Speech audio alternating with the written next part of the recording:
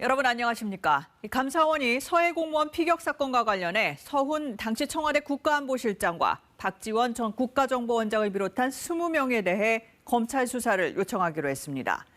당시 숨진 공무원이 자진월북했다는 정부기관들 발표가 왜곡됐고 청와대 국가안보실 주도로 이런 사실을 조직적으로 은폐했다는 겁니다.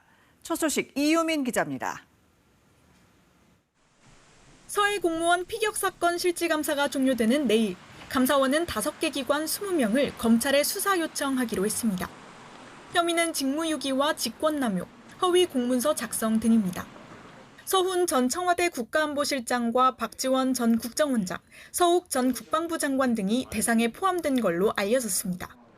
감사원은 숨진 공무원 이대준 씨가 자진 월북했다고 볼 수 없다며 당시 월북 판단 근거를 일일이 반박했습니다. 특히 해경은 이 씨가 착용했다던 구명조끼에 한자가 적혀 있다는 보고를 의도적으로 은폐했고 자연 표류 가능성을 제기한 실험 결과를 왜곡하거나 범죄심리 전문가 의견을 짜깁기 했다고 했습니다.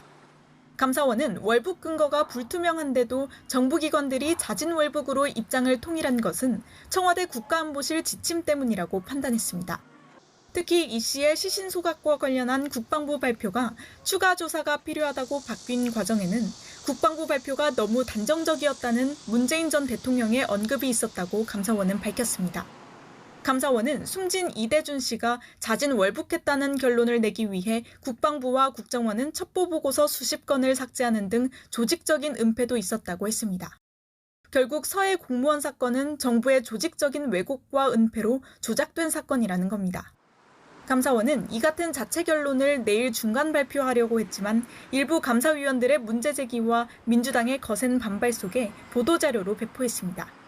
최종 감사 결과는 감사위원회 의결 절차를 거쳐야 합니다. KBS 뉴스 이유민입니다.